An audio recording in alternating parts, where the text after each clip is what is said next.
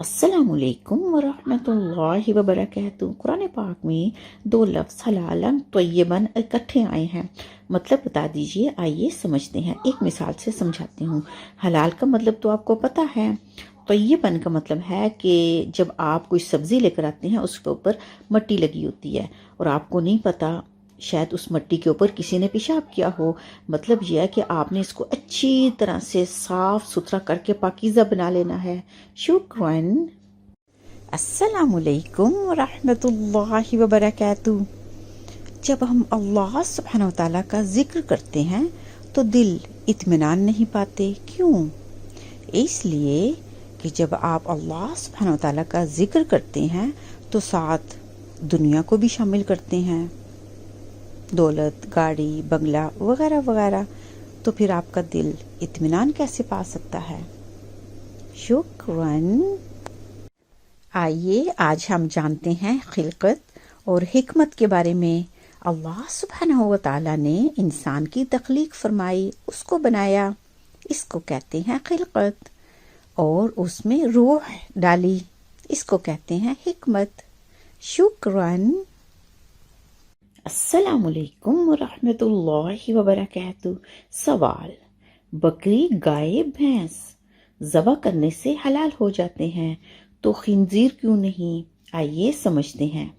एक मिसाल से वाज़ेह करती हूँ।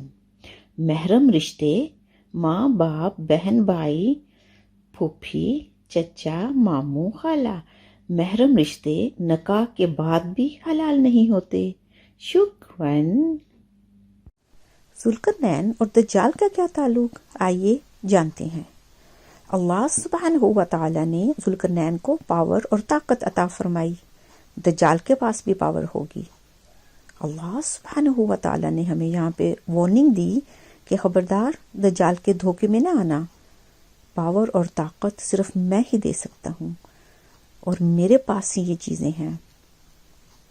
दज्जाल धोखे में डालेगा, उसके धोखे में खबरदार हरगिज़ मत आना। सुभान अल्लाह। शुक्रन। अस्सलामुअलैकुम वरहमतुल्लाहि वबरकातुहू। सवाल: दज्जाल मुर्दों को कैसे जिंदा करेगा? आइए जानते हैं।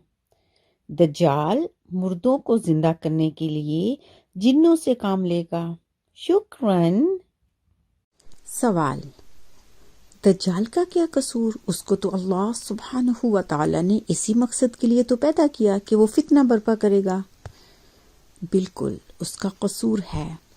अल्लाह सुब्हानहू व तआला ने इंसान को इख्तियार दिया, दो रास्ते बताए, अच्छाई का और बुराई का। उसने बुराई का रास्ता इख्तियार किया, सजा तो उसको मिलनी चाहिए। शुक्रन। अस्सलामुअलैकुम वरहमतुल्लाहि वबरकातुहू। हदीस शरीफ में है, जहन्नम ने अल्लाह सुब्हानहू व तआला से शिकवा किया कि आग इतनी भड़की हुई है कि जहन्नम का एक हिस्सा दूसरे हिस्से को खा रहा है। अल्लाह सुब्हानहू व तआला ने फरमाया, तुम दो सांस ले सकती हो।